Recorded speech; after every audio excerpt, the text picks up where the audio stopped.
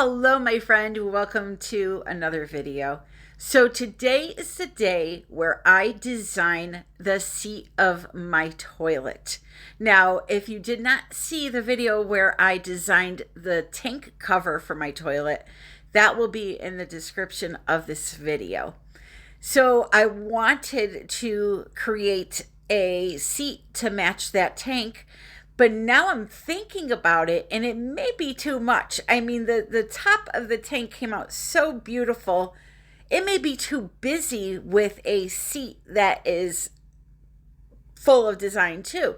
So maybe I should make one for my other bathroom. Let's sit back, relax, and find out.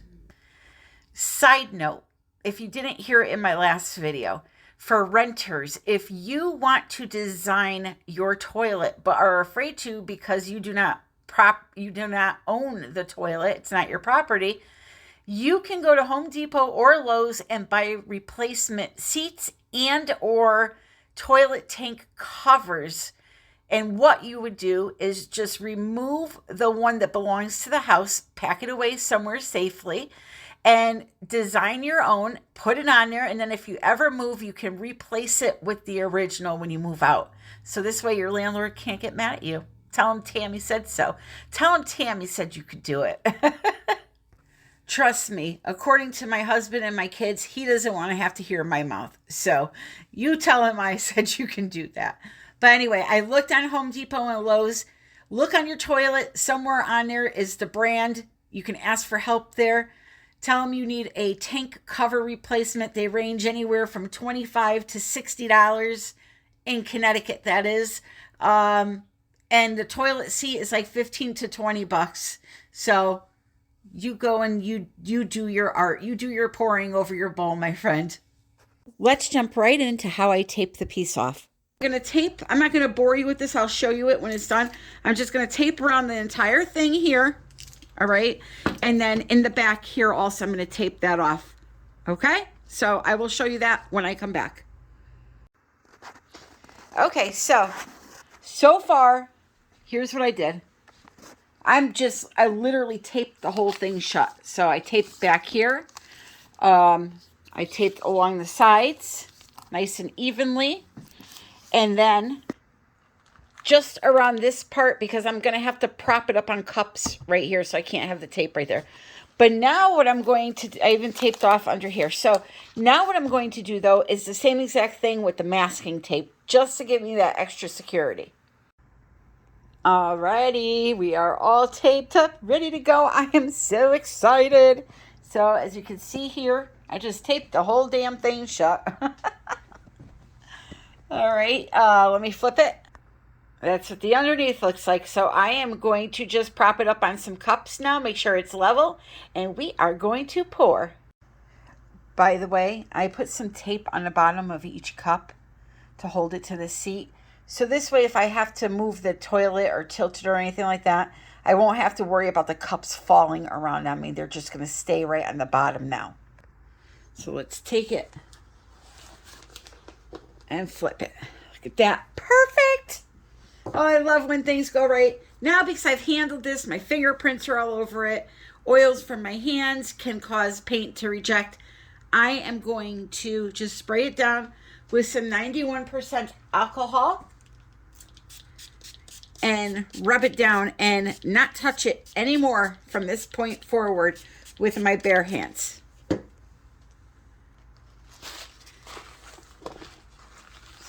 Be careful to not knock it over. Just wipe it down and let it air dry for a few minutes. And then I'll show you how my paints are mixed. This is so exciting.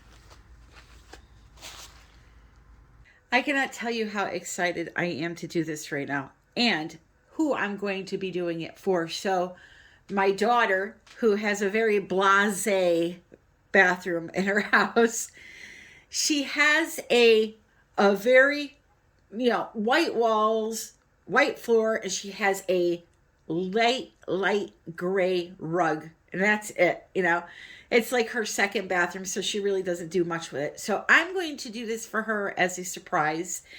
I kind of hinted around and asked her about color palettes, and she told me there's a color palette that she loves, so that's what I'm going to be doing.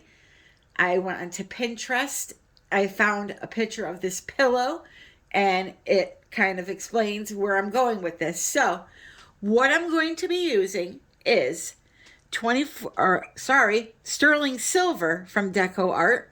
Then we have bluish green by Amsterdam. Greenish blue, I'm sorry. Then from Blick, I have their metallic teal, which is a really pretty color. Blick link in the description. You can get all these brands there. Turquoise blue, Amsterdam, and iridescent blue-green from Pebeo. Along with that, I'm going to be using black and white. The black is from Artist Loft Flow Acrylic. The white is Amsterdam white, same brand as this.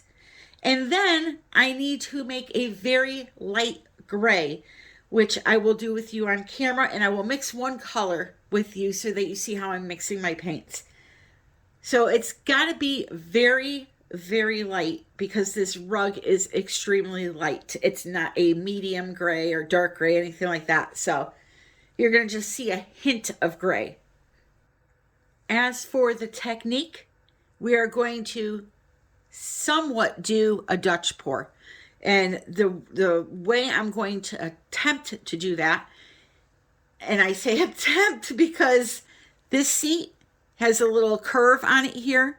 So this part, yeah, I'm thinking the leaves will keep their shape. We're going to see what happens with this edge here though. And I'm going to kind of design it to kind of come down like this and up and leave this as a negative space. Now, if you want to do a ring pour or something like that, that will work great. I'll tell you right now, straight pours, even if you want to put paint right in the center and just swipe from this edge here, or buy a toilet seat. Don't be like me, buy a toilet seat that doesn't have a curve because, you know, I didn't think about that. Anyway, yeah, so I'm going to put the paint in and take care of it. You'll see all that. But let me talk about the paints, okay? So because I'm doing a Dutch pour, the paints need to be a little bit thinner than normal pouring paints, which if you're new to my channel, there is a link for a consistency chart in the description. That chart is printed off of pourscraperepeat.com. It's free. That is Mark Gilday Art. He came up with that chart and he shared it with all of us. And I love to use this chart to teach because what that chart does is it tells you in your home how thick my paints are in my home. And I will link the video that shows me using it in the description. Great tool if you're struggling with knowing what the right consistency is for all of these different pours. So make sure you check out that video. So as I mentioned, the Dutch pour needs to be a certain thickness for it to be able to flow the right way. Now, does it need to be an exact thickness? No, it does not. I've done Dutch pours with very thin paint. I've done them with very thick paint. The problem is, though, is if it's too thick, it can crack. If it's too thick, it may not blow far enough out onto the canvas for the design to happen. So you have to find that happy medium, as they say. So for today, though, because I'm pouring on a toilet seat, I don't want this paint to be super thin or even normal Dutch pour thickness. I want it a little bit thicker. Let it adhere to the toilet, and then we'll seal it up afterwards once it's dry. So for my paints, the way I'm going to be mixing them is like this. I'm going to take some acrylic paint. Now this is any brand. If you're a new beginner, start with something that has a medium body, like a tube paint, because it'll be a lot easier to learn if you use all the same body type of paint. Where confusion comes in is when you have something like this. You have something like this, this, and this. So what's essentially happening is you're using 4 paints that have all different body types. And therefore, if you watch a YouTube video and somebody says, I mix my paint 1 part paint, 2 parts FLOETROL, that's going to be fine for something like this. But for this, it's going to be too thin. This also. This won't be enough. It'll be too thick. So if you are a beginner, and this is my most valuable thing that I can tell you, if you are a beginner, pick 1 type of paint and not brand, 1 body style, and learn using same body style but different colors. I'm telling you, you will be able to learn a lot easier that way. So we're going to put our paints in, and we are going to use the measurement of 1 part paint to 2 parts FLOETROL, and then we're going to add some water to thin them down. Now, the amount of water and the amount of paint depends on how much you're making. So for me, I want to make this about a 1/2 cup full. So I just squirt some paint in the bottom of the cup, which probably equals about 1.5 tablespoons of paint, if you really want a measurement. Then what I'll do is I will just put double that amount of FLOETROL into the cup, but I'll do it a little bit at a time because I don't want my paints to clump up and give me a hard time when it's time to mix it. So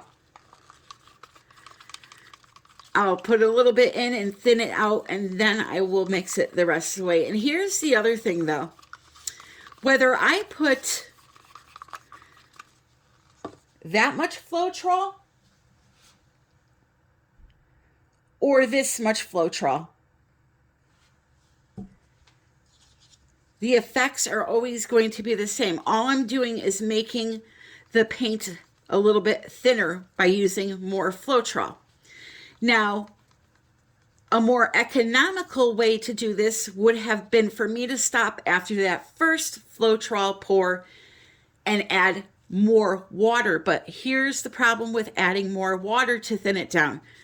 Water breaks down the binder in paint, and if you go over a certain threshold, you can have issues with your painting down the road after it's dry.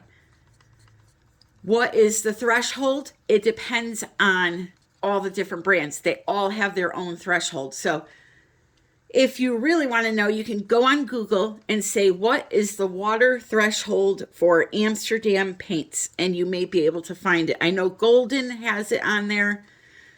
There's a few. So this way, if you want to use less FLOETROL and more water, you'll be safe doing it, knowing what, you know, no more than 30% or whatever it is. So that is the consistency of the paint after I added all that FLOETROL, which was way more than 2 parts. So I'm going to say this would be considered 1 part paint, 4 parts FLOETROL.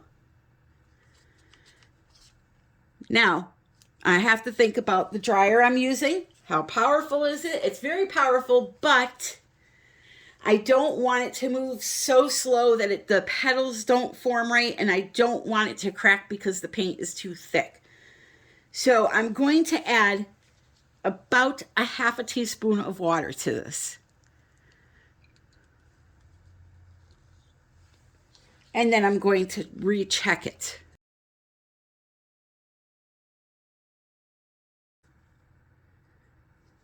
Okay, so still a little bit thick, so I'm going to add another 1/2 teaspoon. Approximately, again, it's not important for it to be exact. I know, sometimes you feel like maybe those measurements are really, really important, but I'm telling you that they're not. As long as you add the ingredients to the paint and thin it down one way or the other with the FLOETROL or your pouring medium, Liquitex pouring medium, whatever you're using, and some water without breaking that threshold, you're going to do fine, okay? So I think I'm going to leave it at that. Now, Typically, I would go a little bit thinner for a Dutch pour, but because I said we're doing this toilet, I don't want things to move so much, so I'm going to try to control it. All right, so that's how I'm mixing my paints. That's it. No silicone, no oils, no Australian FLOETROL. I'm using American FLOETROL and my gray that I need to make. So I already have my white mixed up. Oh, I just want to make sure that is not in the cup. Piece of dry paint. I'm telling you, I have dry paint where paint should not go. Sometimes it astonishes me how paint gets to places. And hey, let's hope I can keep my boobs out of this one. Unlike my toilet seat or toilet tank cover that I did. So I already mixed up my Amsterdam white, just as you saw me mix up that blue. I mixed this up last night and air bubbles have risen to the surface. I don't know if you can see that. Can you see those air bubbles? I hope. That's what leaving your paints to sit after you mix them does. It helps release the air. And then when you do your painting, you don't get all those little white specks when you use the torch. So now that they're all on top, I just mixed them all out. And I'm going to take some of this, okay? And I'm going to pour it into this cup. And I'm going to make, to be safe, obviously I'm not using this all on this little toilet, but to be safe, because I am not going to stop until I'm happy with this, I have to make this shade of gray and have extra in case I need more gray, because it'll be a nightmare to try to get it to the same exact shade as when I first did it. So what I'm going to do is I'm going to take this black here, and I am literally going to drizzle a couple of little drops like that until I get it where I want it.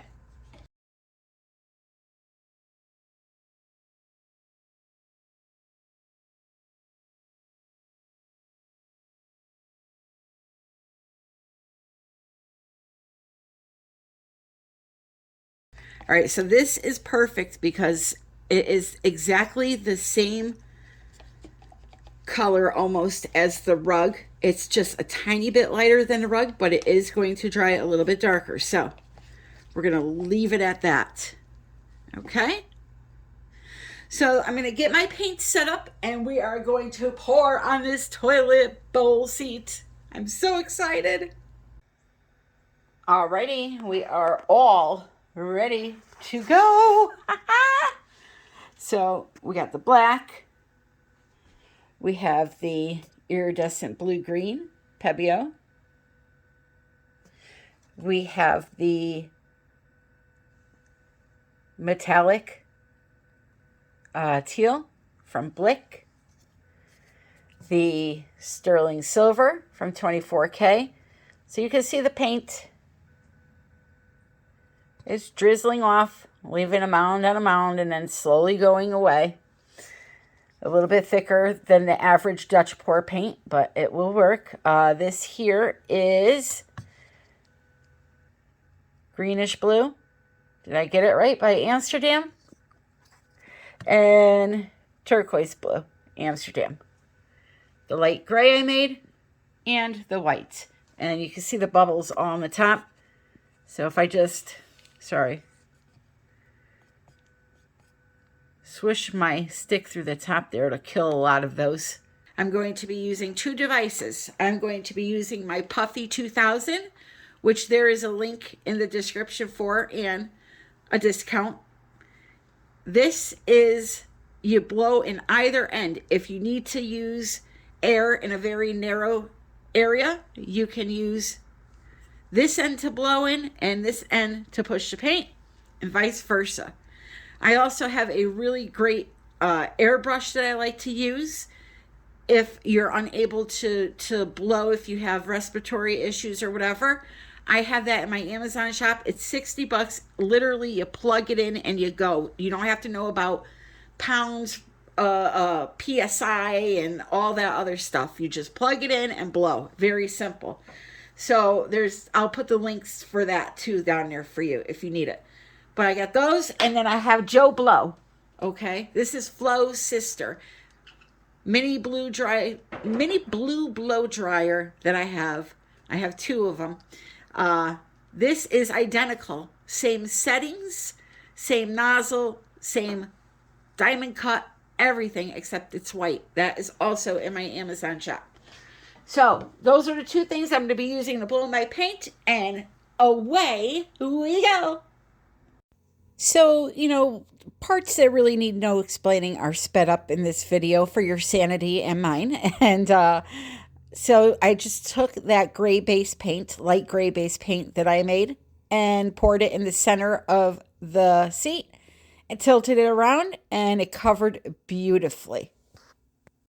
I then made sure to torch because I did just mix up that paint and wanted to pop any air bubbles that I had.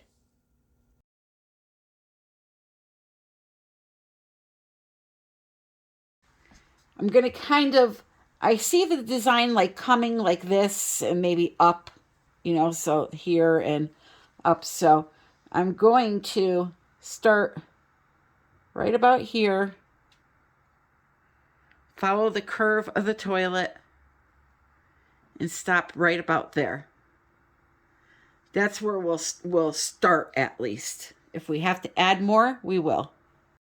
When it comes to laying down color for a Dutch pour, if you ever notice, a Dutch pour always looks like it's outlined with one specific color. So, for example, if we do a pink, yellow, and red Dutch pour, and it looks like it has a blue outline around it, that is because we put the blue paint down first and then puddled the other colors on top. So just try to keep that in mind when you are designing things, designing your Dutch pour. It doesn't matter as far as that is concerned, the outline around the petals that you blow out. But the other colors, I find that, I lay them down all different ways, and they most times come out beautiful. If it doesn't come out beautiful, it's because I did something wrong. So after you're done laying your paints down in whatever fashion that you want, it'll now be time to torch again and blow the paints out. All right, we are ready. We are ready to start blowing it out. Let me just torch it quick.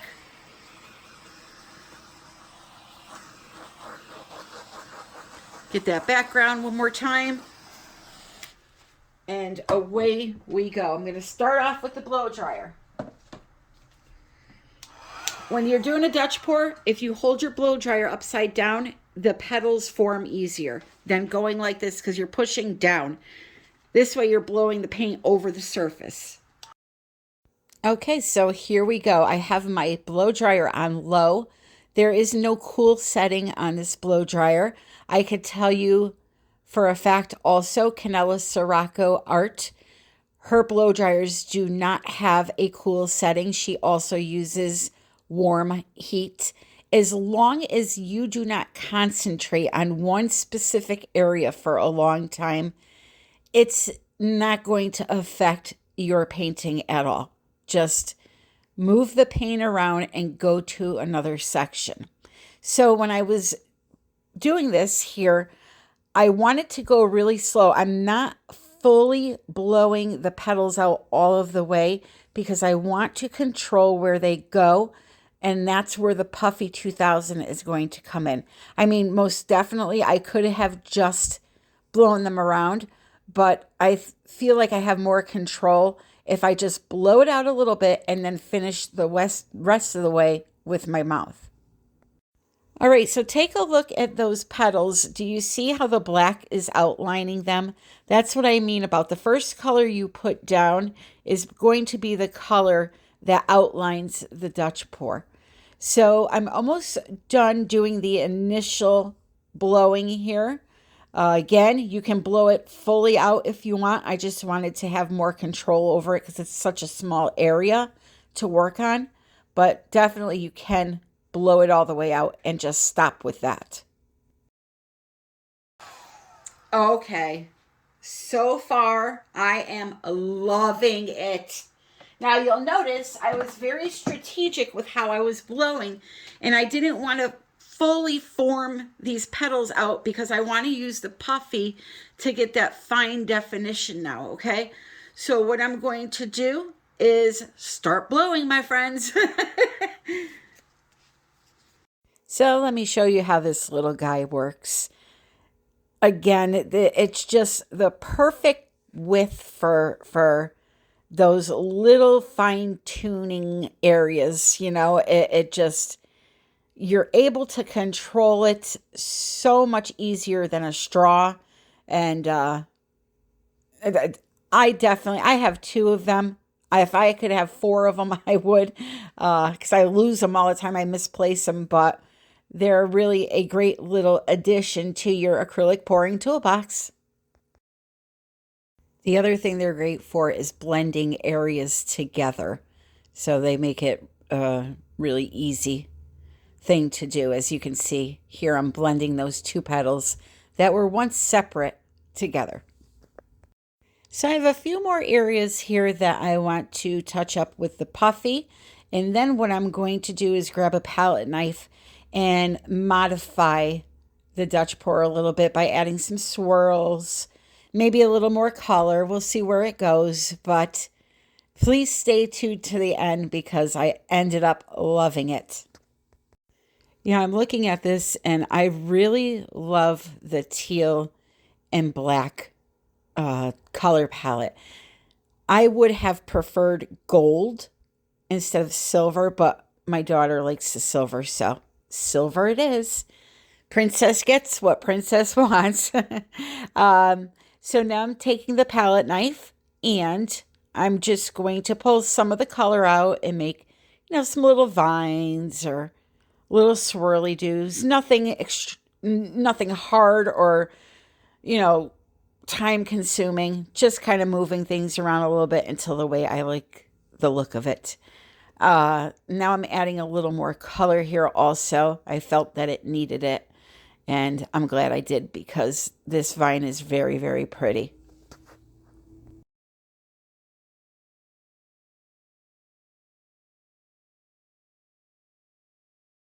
So I'm really curious to know what you thought about this project. And do you like these types of kind of home improvement projects where you're doing something that you're actually going to use in your home? You're pouring on something that you're going to use in your home. Let me know in the comments. And don't forget to hit like and subscribe on the way out if you haven't done that already.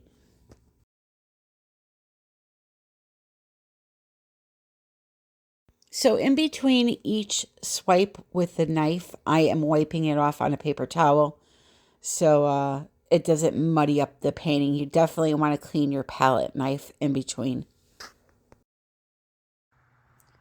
I'm done. I'm done. I love it. I think my daughter's going to love it. It's going to really zhuzh up her bathroom. So I just did a little bit of swirling here and there just to kind of fix some areas that I wasn't too happy with. And I'm just going to leave it alone. I am tempted to do all kinds of things. I am not going to. Let me show you this. Now this is going to dry pretty fast, and I will definitely show you the final result in the next video. Again, I apologize. Just please come back. The next one's going to be an awesome video too. What am I going to do about this now? I am going to varnish. I'm not going to resin. I'm going to use a spray varnish on it. Here's why. Not my daughter only, but when you open a lid, it rests up against the back of the toilet. And I don't want to put a resin finish that's going to keep getting dinged continuously. So I'm going to simply put a nice easy coat of spray varnish on this gloss varnish. peel off the tape, and call her done. You want to spray the varnish or do your resin part before you peel the tape off, obviously. Anyway, I want to thank you for joining me today. This was such a delight to do. I'll say it again, as I said in my toilet tank cover, aka cistern. I would love to do a business. I would love this. You want a custom toilet seat? Let me know and I'll make you one. It is just so much fun. Anyway, I can tell you right now, it's going to dry fine. I've done this long enough to know that it will dry fine. What I will do, however, though, is continue to scrape the drips every couple of minutes until it really stops dripping. This way the design will be safe, but it's not moving anyway, the design. Whatever's up on this lid is pretty much staying. And anything down here that's dripping is not part of the tank anyway. So this area here is really clinging good to the plastic. So it's going to be all good. So let me thank all the new subscribers that have signed on recently. I absolutely am humbled. I appreciate it. Thank you to everyone that uses my Amazon link to do their Amazon shopping. It helps the channel tremendously. Helps to buy art supplies, all of that. TikTok, Instagram, Facebook group, all of that information is in the description below, along with coupons to products and those videos where I show you the consistency and the other videos I talked about, like the toilet tank cover. Also, I have playlists. If you are a beginner in acrylic pouring, I have playlists. Now, 99.9% of all of my videos are teaching videos. However, there are some where I really go into depth. Those are under the Back to Basics Beginners playlist. So if you're new, go check out 6 different pouring mediums or beginners Dutch pours, all of that stuff. But like I said, most of my videos, I try to keep in mind that there are beginners watching and try to somehow balance it to not bore the professionals and not be too complicated for the beginner, okay? With all of that being said, I want to let you know that I love you all. I hope you are all doing well. And until the next time, happy pouring. So here are the results 6 hours later, and you can see it's drying beautifully. Tiny bit of movement, but man, oh man, it's just, I love it. And the left-hand side there where it looks just like some black and white, it's actually all silver. So that's going to be all shimmer when it's done. And, if I want to put the effort in, I could always hand paint a little bit in there or glitter even maybe. Maybe you'll see some glitter. Anyway, that's the deal for this time, my friends. I'll talk to you soon and have a great day.